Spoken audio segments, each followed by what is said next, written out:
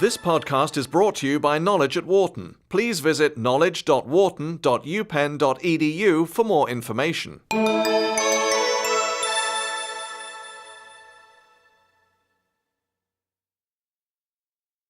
There's two ways to answer that question.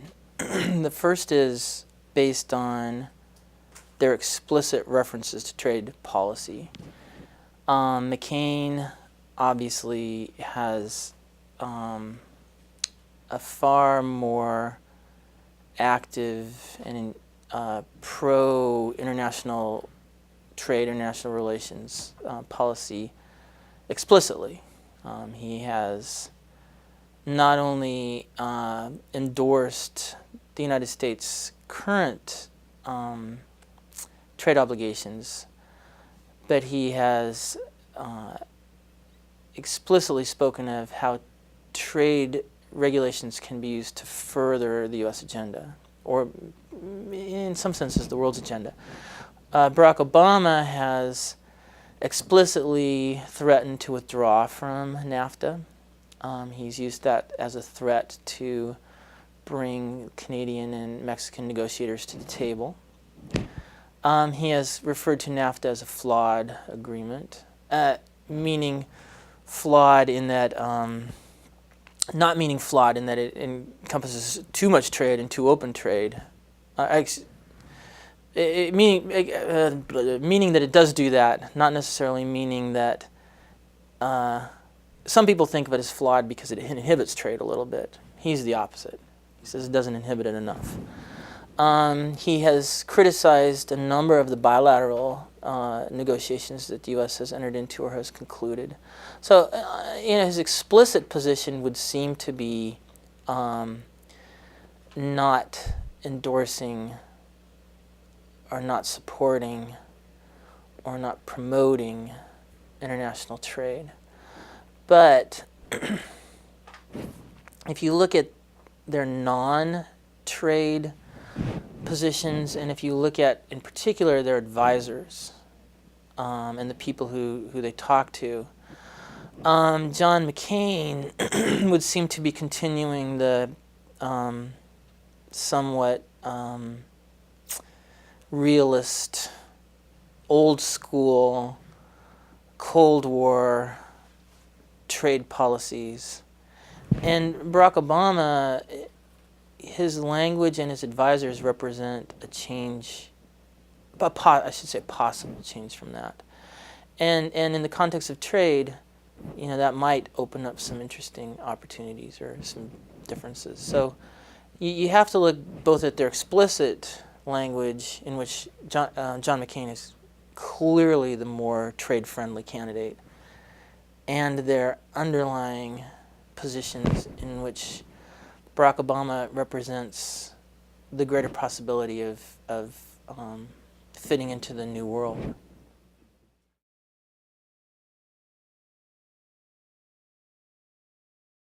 He hasn't explicitly backed off of his condemnation of NAFTA, the negative things he said about NAFTA, but your point's an interesting point. Arguably he was just saying the things that a Democratic candidate has to say. I would want to be careful in reading too much into that interpretation. I mean, he said what he said. And to me, the most troubling thing is that he explicitly threatened to withdraw from NAFTA, and he explicitly used it as a threat to bring Canadian and Mexican negotiators to the table. And the United States has had a long period, a recent period of being a really bad neighbor to Mexico and Canada, and we don't need to be threatening them. That even as a campaign measure, that should be troubling to anyone who's interested in meaningful international relationships, commercial relationships. There's the good and the bad and the ugly, for that matter. The good is, unlike some people who can't move past the Cold War, and when I say can't, I don't mean that they're somehow congenitally incapable of thought. I mean, it's the way they were brought up in the system, and it's their way of seeing the world, and that's an awfully difficult thing to change, if its change is possible at all. So I don't mean it pejoratively, but unlike some people who come at the world from that position, John McCain has, on occasion, spoken of trade as a tool for accomplishing good things, good power objectives. And the one that comes to mind, obviously, is that opening up broader trade relationships with discrete countries in the Middle East would further U.S. policies in the Middle East, which is probably, if not absolutely true. It would also, and this is not that relevant to people who think this way, but it would also open up a lot of other great things. It would accomplish a lot of other great things. So that's the good.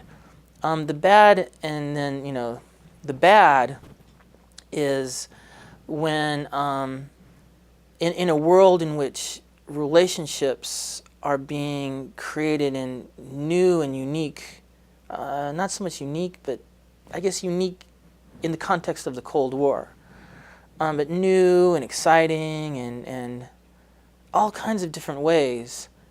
The Cold War thinking locks you into seeing relationships in black and white and seeing relationships as furthering this objective or furthering the enemy's objective. And that inhibits a lot of creativity, a lot of potential opportunities for business people, not necessarily only U.S. business people, but certainly including U.S. business people. The world is just reshaping itself, and seeing it this particular way may not be the most fruitful. The ugly is what we've been seeing over the last few years. The United States is quite possibly in the category of, most despised nations. We have put ourselves in a position where people don't want to interact with us. I've walked down streets and people have said, we won't buy clothes from the United States because we don't even want that much affiliation with the United States. There's a really ugly part, and it does blow back in thinking of the world in terms of enemies and that are of this particular ilk. And it's a life or death struggle. And I'm talking about the Cold War. I'm not talking about any other particular war. The Cold War probably was right, but it's over. And it's ugly to keep tarring people with that particular brush. Sadly, it doesn't seem to be affecting either of them, because your question gets at a really pertinent issue. The position of the United States in the world is, just by the fact that the world is changing. And the candidates keep talking about trade using just the same old tired rhetoric. They're not addressing really fundamental shifts in how the world is put together. Part of it is, if you step out there and talk about these shifts, it's really easy as a political matter to just say, he's unpatriotic or she's unpatriotic, and turn it into, nonsense. We're not having a real discussion about these really important, things that are going to happen in the future, and how the United States needs to position itself now as a political matter, and how businesses need to be supported in positioning themselves as a relationship matter or an economic or a commercial matter. Just not getting that discussion.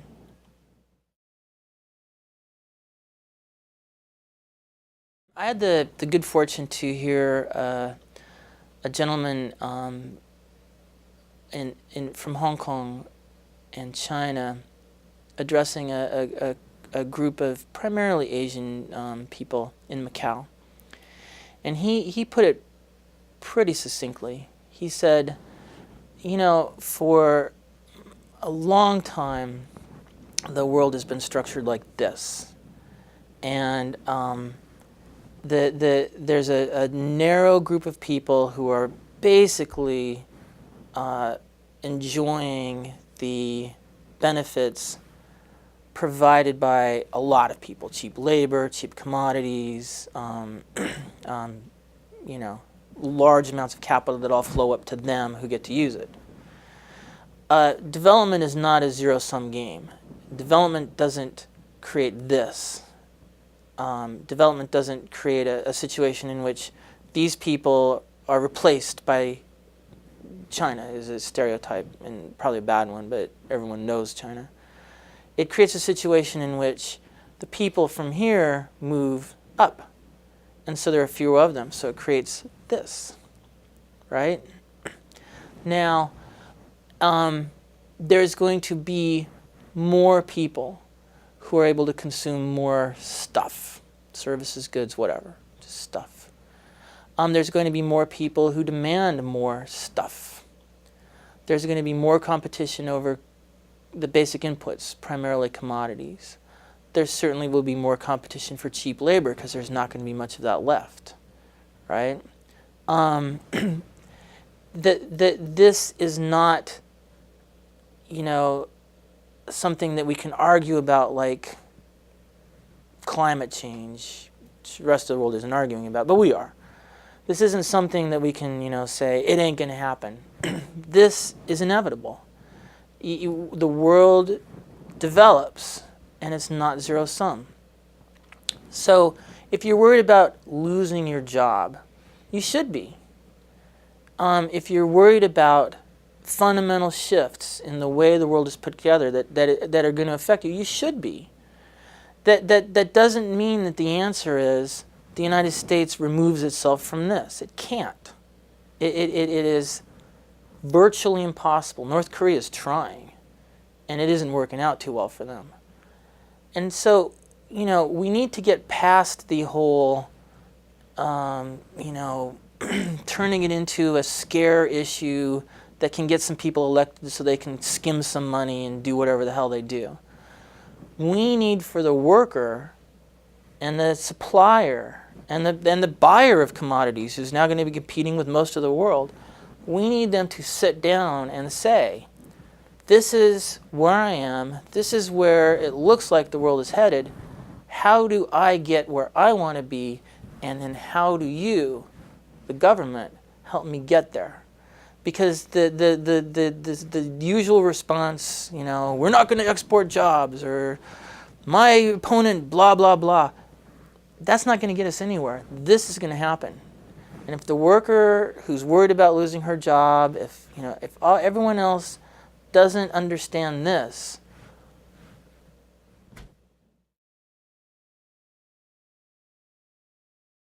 that's a surprisingly complicated question. Political borders mean a lot. I'm certainly not here to say that there's, you know, one world now. But they're becoming more and more permeable. And to ignore that fact is not being patriotic, it's being silly. But they do matter. They do matter. So there are things that can be done in the short run to protect is a good word, to build a wall and a castle and isolate yourself from what's going on in the world. But it is almost of necessity only temporary. And so, you know, you're basically saying, do you manage the situation now or do you manage the situation later? And that's how you should be looking at it, is managing the situation. You shouldn't be looking at it as, how do I prevent this from ever happening? You know, it's happening in the rest of the world. The United States either manages how it interacts with the rest of the world, or the United States gets managed.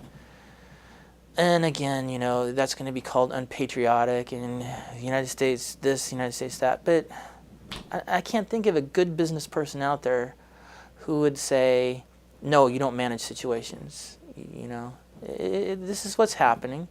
Manage it.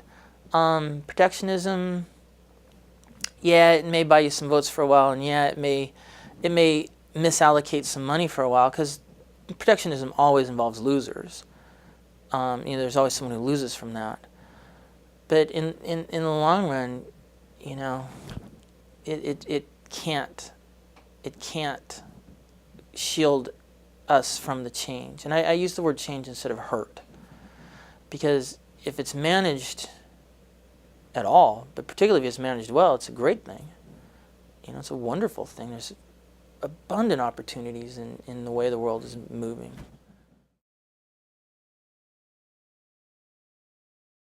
Well, no, obviously not. And one interesting thing about this is eventually, the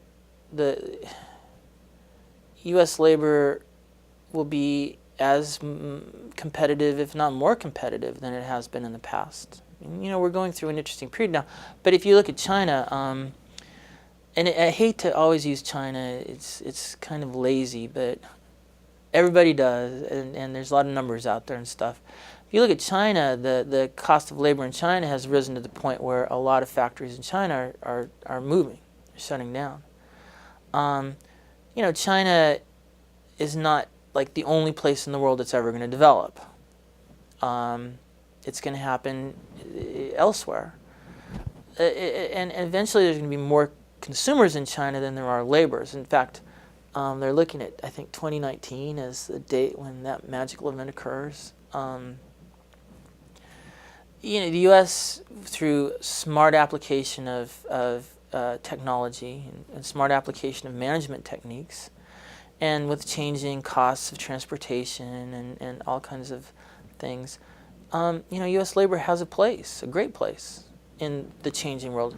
On the other hand, if U.S. labor just, and other aspects of the U.S. just hides behind, let's keep things the way they always were, not so much.